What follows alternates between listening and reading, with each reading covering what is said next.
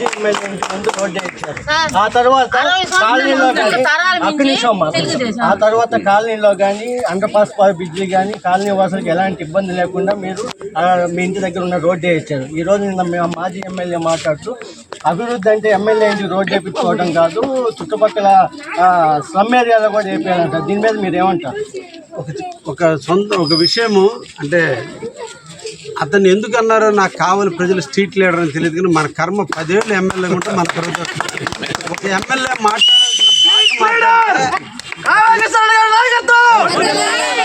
MLA మాట్లాడాల్సిన భాష మాట్లాడితే దానికి అనుసంధానంగా ఉంటుంది, దానికి ఒక పవిత్రత ఉంటుంది, ఒక పద్ధతి ఉంటుంది, విమర్శలకి తావు లేకుండా పనిచేయడానికి అవకాశం ఉంటుంది. 10 ఏళ్ళు పనిచేసినటువంటి ఒక దుర్మార్గమైన పరిపాలన.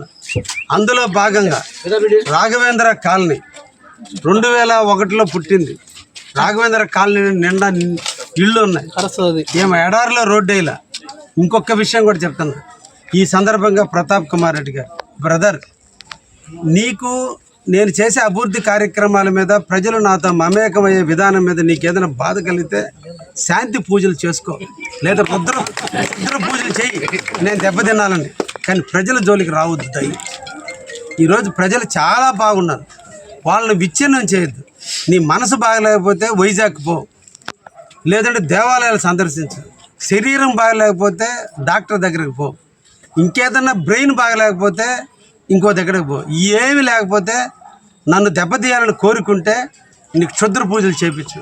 అంతేగాని నిద్ర లేచి ఒక అసభ్యంగా ఒక ఎమ్మెల్యే స్థాయిలో ఉన్న వ్యక్తులు దిగజారి మాట్లాడటం. నా ఇంటి ముందు రోడ్డు నేనేమన్నా అడవిలో జీవించాలనా? ఎమ్మెల్యే ఇంటి ముందు కూడా రోడ్డు వేసుకోలేని స్థితిలో ఉండాలనా? అంటే ఎమ్మెల్యే అంటే ఏమన్నదా నీకు తెలియదా?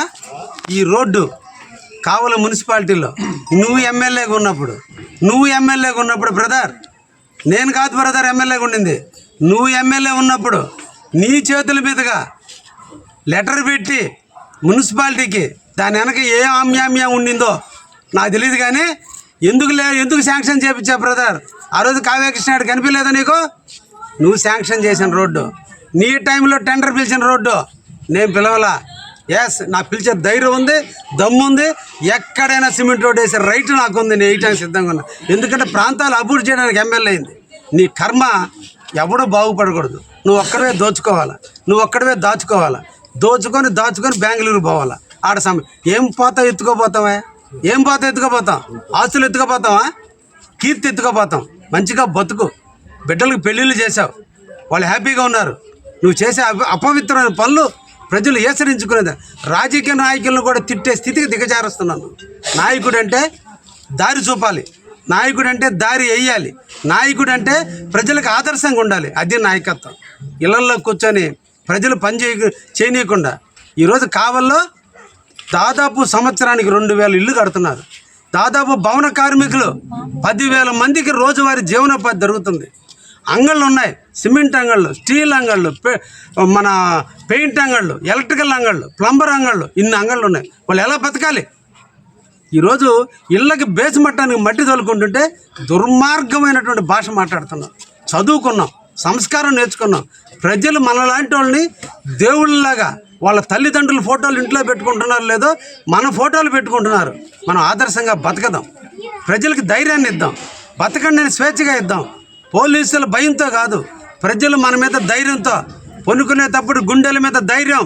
నాకంటూ ఒక ఎమ్మెల్యే ఉన్నాడు, ఇబ్బంది వస్తే నాకు అండగా ఉంటాడు, ఈ కావలిని కాపు కాసుకుంటాడు, ఈ కావలిని అభివృద్ధి చేస్తాడని ధైర్యంతో నిద్రపోవాలి.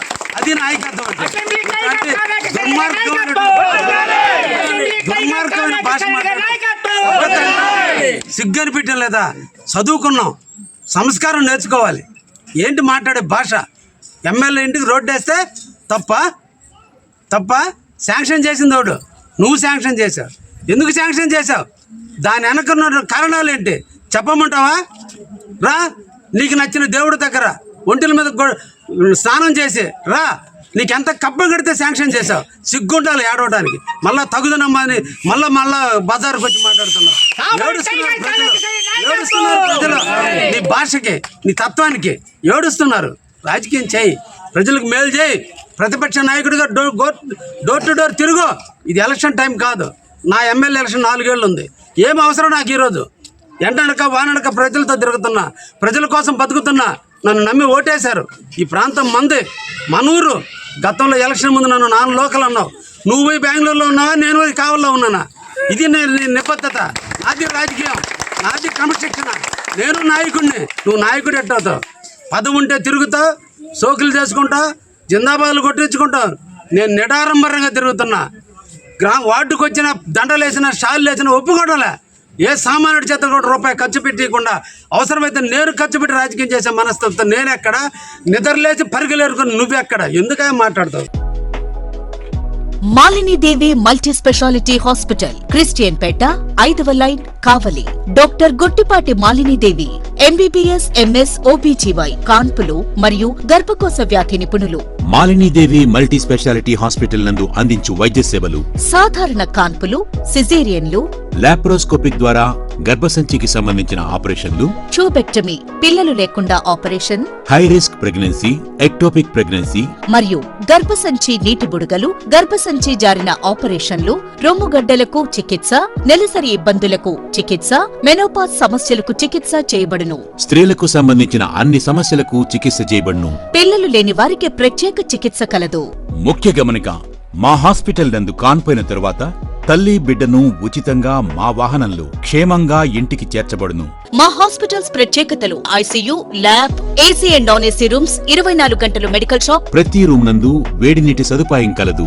అత్యవసర కేసులు అన్ని వేళలా చూడబడును. సంప్రదించండి. Malinidevi multi speciality hospital, Christian Peta, 5వ లైన్, కావలి. ఫోన్ నంబర్స్ 9398665676 మరియు 08626245166.